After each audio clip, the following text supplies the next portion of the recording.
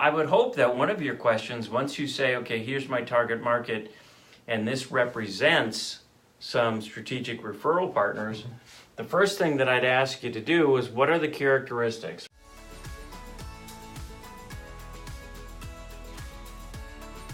Well, the first and obvious one is, who are they? And I very quickly said, okay, from a business coach, it would be, well, actually, let me take a different example. If I'm in the therapy business, speech therapy, occupational therapy, physical therapy, etc., then I know I better have some tight relationships with referring partners in the health and medical counseling area. Does that make sense? Yes, definitely. Right. So then I make a list of those things, and I identify, I don't know, 6 or 7 different types of referral partners by way of what they do in my space that I want to contact. Now let's say I contact them.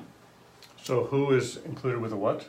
The who, well, you've already defined your target market. Okay. So that in many respects is what am I interested in finding in terms of a strategic partner.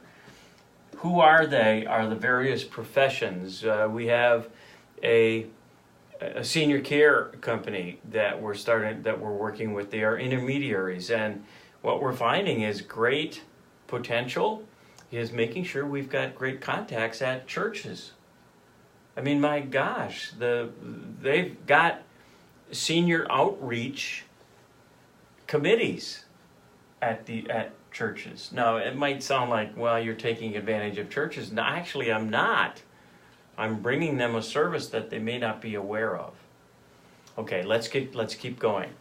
So first we identify who are my potential strategic referral partners. Number 2, when you finally get that coffee clutch, be very serious about it. It should not be talking weather for the first 15 of the 30 minutes that you have with somebody. No. What you want to understand is, do they share the same winning attitude that you have? So what we know is we need to determine, do they want to win? Want to. Forgot the 2. There we go. Do they want to win? And do they recognize that they win when you win? Mm-hmm. So it's win-win. If we can't establish a collaborative, recognizable, what do we want to say? Partnership or agreement. Well, view of the future, right? Because if you're trying to partner with your competition, at some point there's going to be a win-lose, because if you get the client and they don't get the client.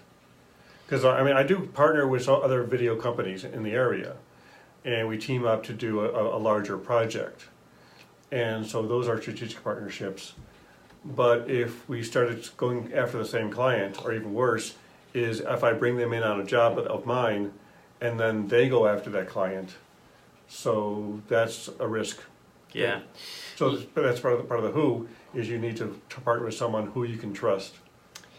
Okay, absolutely, and that's kind of a big qualifier, is somebody that we can trust and it's actually on the list. Let's come back to this win-win thing so that we're very clear on it.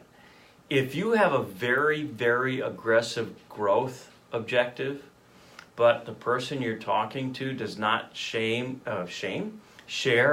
that same, you get it, right?